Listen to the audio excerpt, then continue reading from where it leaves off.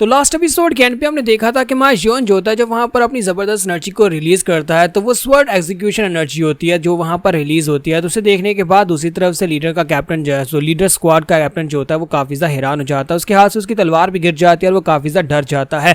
तो इसी के साथ ही मास्टर शिम सोच रहे होता है कि इसको अचानक से क्या हो गया, इसने अपनी तलवार क्यों फेंक दी और यहाँ पर इस तरह से क्यों सामने की तरफ घूर घूर कर देख रहा है। जियोन ने तो कुछ किया भी नहीं, वो तो बस दूर इतनी दूर खड़ा होकर उससे बात ही कर रहा था। तो इसी के साथ ही माँ जियोका उसे कहता है कि क्या तुम्हें अभी भी यहाँ पर मेरी बात पर यकीन नहीं आ रहा कि ये बंदा बैंग टोंग है। तो दूसरा लड़का जो होता है उसे कहता है कि एरोगेंट लड़के, तुम्हें क्या लगता है कि तुम यहाँ पर हमारे सामने इस तरह से बात कर सकते हो? क्या तुम्हें जरा भी आइडिया है कि हम लोग कौन है? हम लोग जस्टिस अलायंस से और हम लोग तुम्हें भी गिरफ्तार करके लेकर जा सकते हैं। जबकि उसका कैप्टन उसे कहता है कि नहीं, मुझे यहाँ पर यकीन आ गया, ये बैंग टोंग है, ये बंदा बैंग टोंग है। वो कैप्टन क्योंकि तलवार उसके सर के ऊपर होती है, उसने तो यहाँ पर इस बात को मानना ही है। तो वो कहता है कि मुझे लगता है कि हमसे बहुत बड़ी गलतफहमी हो गई है, इस बंदे का नाम तो बैंग टोंग ही होगा, ये बंदा तो हमारा शिम तो हो ही नहीं सकता, ये वो नहीं हो सकता, इसकी शक्ल उसके साथ मिलती जुलती है। लगता है कि हम लोग काफी देर से सफर कर रहे हैं, इसी वजह से हम लोग थक गए, जिसकी वजह से हम लोग ठीक से पहचान नहीं पा रहे हैं। तो सेकंड ब्रदर आगे बढ़ता और कहता है कि फाइनली तुम लोगों को यहाँ पर समझ आ ही गई कि तुम्हें यहाँ पर क्या करना है, क्योंकि उन्हें पता चल जाता है कि जियोन वहां पर अपनी पावर्स को रिलीज कर रहा है, जिसकी वजह से इन्हें मार पड़ सकती है।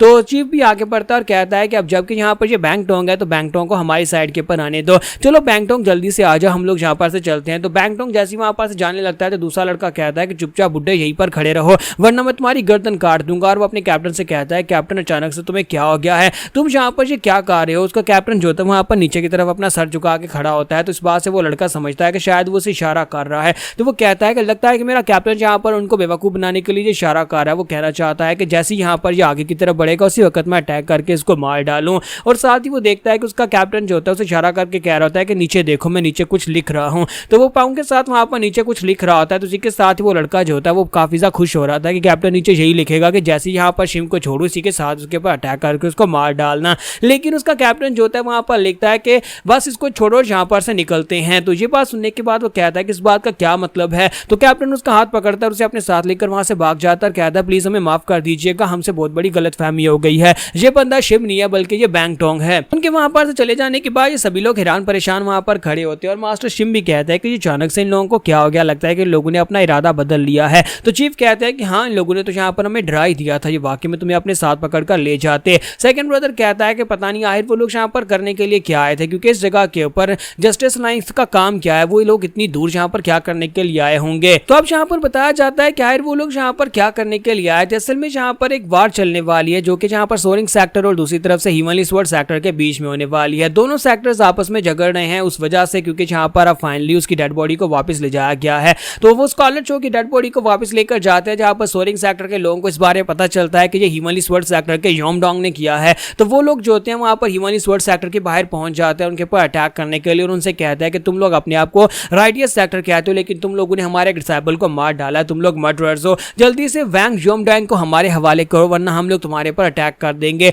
तो योमडोंग कमीना वहीं पर उन सभी के बीचों बीच खड़ा होता है, लेकिन हिमली स्वॉर्ड सेक्टर के डिसाइपल्स भी इस बात को मानने को तैयार नहीं होते। वो कहते हैं कि नहीं, हम लोग यहाँ पर तुम्हारे सेक्टर के डिसाइपल को क्यों मारेंगे, हमने किसी को नहीं मारा और तुम लोग यहाँ पर बस हमारे पर इल्जाम लगा रहे हो। दोनों सेक्टर के डिसाइपल्स जो होता है एक दूसरे से लड़ने के लिए पूरी तरह से तैयार होते हैं। जैसे वो लोग एक दूसरे के ऊपर अटैक करने वाले होते हैं, इसी के साथ ही वहां पर जस्टिस अलायंस से कोई आ जाता है। तो जस्टिस अलायंस से कैल्डर वहां पर आते हैं जो कि ऑर्थोडॉक्स अलायंस है। तो इसका मतलब यह है कि उन सभी को यहाँ पर बीच में आना पड़ेगा। तो उनके आने के बाद यहाँ पर इस फाइट को रोक दिया जाता है। तो वो लोग वहां पर आने के बाद इस फाइट को रुकवा देते हैं, क्योंकि यहाँ पर फाइट तो वाकई में हुई थी और उस फाइट में उन्हें यह भी पता था कि यहाँ पर इस फाइट के बीच अगर कोई फाइट के बीच को मर जाता है तो वो एक्सीडेंट कहलाता है, मर्डर नहीं कहलाता। क्योंकि अब यहाँ पर योमडोंग ने उनसे जो बात बताई थी कि वहां पर दोनों की आपस में फाइट हुई, दोनों के झगड़े में एक मर गया, तो इसी वजह से अब यहाँ पर बात को कंट्रोल करने के लिए दोनों सेक्टर्स के बीच में उन्होंने समझौता करवाने के लिए हिमली स्वॉर्ड सेक्टर के लोगों से कहा कि तुम्हें यहाँ पर कंपनसेट करना होगा, तुम्हें यहाँ पर एक मोटी रकम स्कॉलर चू की फैमिली को देनी होगी, क्योंकि तुम लोगों से यहाँ पर गलती हुई है। हालांकि वो सिर्फ और सिर्फ एक एक्सीडेंट था।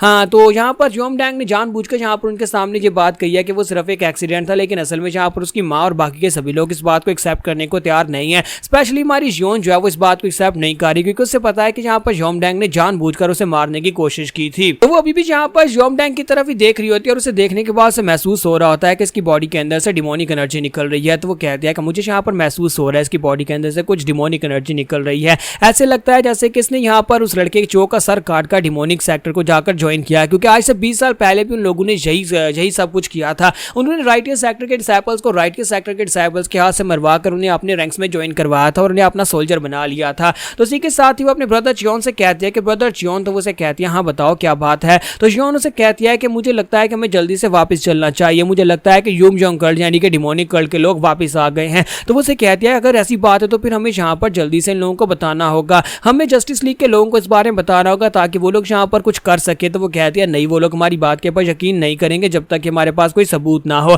पहले हमें सबूत ढूंढ कर लाने होंगे, उसी के बाद ही हम लोग यहाँ पर कुछ कह सकते हैं, वरना यहाँ पर एटमॉस्फेयर और भी ज्यादा चेंज हो जाएगा और सभी लोग यहाँ पर फाइट करना शुरू कर देंगे। सबूत के बिना तो हम लोग कुछ नहीं कर सकते, हमें हिफी में जाना होगा अपने फादर के पास, क्योंकि इस वक्त हमें डिमोनिक कल्ट के बारे में अगर कोई बंदा बता सकता है जो कि डिमोनिक कल्ट के लीडर से फाइट कर चुका है तो वो सिर्फ और सिर्फ हमारे फादर हैं। हमें अपने फादर के पास जाना होगा, जबकि फादर जो होते हैं अपने सेक्टर में प्रैक्टिस कर रहे होते हैं, वो अपनी स्ट्राइक टेक्निक को बेहतर बनाने की कोशिश कर रहे होते हैं, क्योंकि अगर यहाँ पर डिमोनिक कल्ट कभी दोबारा से राइज होता है तो अब यहाँ पर जियोन जोखा के फादर तो नहीं है जिसकी मदद से उन्होंने पिछली बार लूनार फेरी को हराया था, उन्हें खुद ही ये सब कुछ करना पड़ेगा। तो यहीं पर से नेक्स्ट सीन जो होता है दिखाया जाता है 5 पीक स्ट्रॉन्ग होल्ड के लोगों का। तो वो लोग जो होते हैं वो आगे की तरफ बढ़ते जा रहे होते हैं अपने 5 पीक स्ट्रॉन्ग होल्ड की तरफ, और रास्ते में जहाँ पर अब बैंग टोंग करते जा रहे होते हैं, यानी मास्टर शिम का मजाक उड़ा रहे होते हैं। और मास्टर शिम जो होते हैं उनसे कहते हैं कि बस भी करो, तुम लोग कब तक यहाँ पर मुझे बैंग टोंग ही कहते रहोगे, मेरा नाम बैंग टोंग नहीं है, तुम लोग यहाँ पर मेरे ओरिजिनल नाम से मुझे पुकारो। जबकि एक ब्रदर उसे कहता है कि तुम्हारा नाम काफी ज्यादा अच्छा है, मुझे लगता है कि आज के बाद तुम्हें बैंग टोंग ही कहना चाहिए, लेकिन वो जस्टिस लीग के लोग तुम्हें पकड़ने के लिए आए थे, इसका मतलब यह है कि तुम हमेशा सच ही बोलते रहे। तुम तो कहते थे कि तुम एक बहुत ही बड़े क्रिमिनल हो, तो ये बात वाकई में सच निकली, तुम तो एक क्रिमिनल हो। तो वो उनसे कहता है कि हाँ मैं एक बहुत ही बड़ा क्रिमिनल हूँ, मैंने तुम लोगों को बताया भी था कि मैं हीनान के 3 मोस्ट डेविल क्रिमिनल्स में से एक हूँ। फिर साथ ही वो उनसे कहता है लेकिन खैर अब मैं यहाँ पर इतना भी खतरनाक नहीं रहा, क्योंकि मुझे लगता है कि अब यहाँ पर एक बैंडिट बनना ज्यादा बेहतर है, क्रिमिनल बनने से तो एक बैंडिट की तरह जिंदगी गुजारना ज्यादा बेहतर है, जहाँ पर हम लोग सिर्फ फीस लेते हैं और उसके बाद अपनी जिंदगी आराम से लेटकर गुजार देते हैं। तो सेकंड ब्रदर कहता है कि पहले शुरुआत में हम लोगों की जिंदगी बहुत ज्यादा टफ थी, हम लोगों को यहाँ पर एक छोटी मोटी चोरी करने के लिए या फिर किसी के पास टैक्स लेने के लिए बहुत ज्यादा मेहनत करना पड़ती थी, लेकिन अब हमारे पास इटर्नल पवेलियन और साथ में हमारे पास अब यहाँ पर काफी अच्छा स्ट्रॉन्ग होल्ड और बहुत सारे मेंबर्स भी हैं जो कि हमारे लिए काम करते हैं, और ऊपर से अब हमारा जियोका जो है मेन पेट्रोल ऑफिसर बन चुका है, जिसकी वजह से अब हमारी जिंदगी और भी ज्यादा बेहतर गुजरने वाली है। अब हमें ज्यादा कुछ करना नहीं पड़ेगा, बस हमें जाकर लेटना होगा और बाकी के सभी लोग हमारे लिए काम करेंगे। तो माशियोन सेकंड ब्रदर से कहता है कि तुम लोग तो यहाँ पर मेरे पेट्रोल ऑफिसर बनने पर खुश हो रहे हो, लेकिन मुझे ऐसा लगता है कि मुझे यहाँ पर और भी ज्यादा काम करना पड़ेगा, यानी कि मुझे और भी ज्यादा बैंडिट्स वाले काम करने पड़ेंगे। तो सीनियर ब्रदर उसे कहता है कि बस भी करो, हम लोग यहाँ पर अपने कैंप के काफी ज्यादा करीब पहुंचते जा रहे हैं, लेकिन रात होने वाली है, क्यों ना हम लोग यहीं पर कहीं पर रात गुजार ले। तो वो लोग वहीं पर अपने टेंट्स लगा लेते हैं और वहीं पर अपनी रात गुजारने वाले, जबकि माशियोन जो होता है वो साइड के ऊपर जाकर आराम से बैठा होता है और काफी ज्यादा उदास होता है। तो चीफ उसके पास आता है और उसे कहता है कि बच्चे तुम क्या सोच रहे हो। तो वो कहता है कि मैं तो बस यहाँ पर बैठा हूँ कुछ सोच रहा हूँ। तो उसे कहता है कि तुम्हें भी रेस्ट करनी चाहिए, बाकी के सभी लोग तो यहाँ पर घोड़े बेचकर सो गए क्योंकि काफी ज्यादा थके हुए थे, रास्ते में आते हुए हम लोगों ने काफी सारी माउंटेन्स चढ़ी हैं। तो चीफ भी उसके पास आकर बैठ जाता है और उसे कहते हैं कि बच्चे अपने बारे में बताओ कि तुम क्या सोच रहे हो। तुम्हारा शियोन उसे कहता है कि चीफ मैं यहाँ पर एक बात सोच रहा हूँ कि क्या वाकई में ये बैंडिट्स की लाइफ मेरे लिए परफेक्ट है, क्या मुझे एक बैंडेड ही बनना था। तो जहाँ पर हमारी एपिसोड 69 का एंड होगा, नेक्स्ट एपिसोड में देखेंगे कि हमारा शियोन जहाँ पर क्या एम्प्टीनेस महसूस कर रहा है।